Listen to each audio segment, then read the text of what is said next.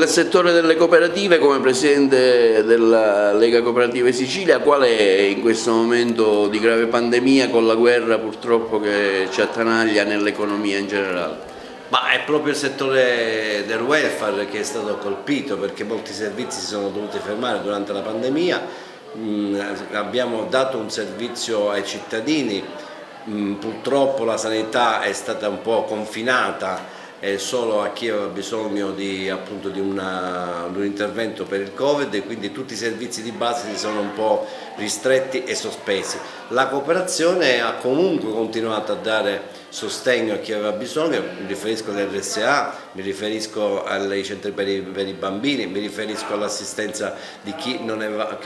che aveva bisogno, quindi siamo stati penalizzati, diciamo, dal pubblico, ma non abbiamo arretrato di un passo, abbiamo continuato a dare servizi essenziali al cittadino.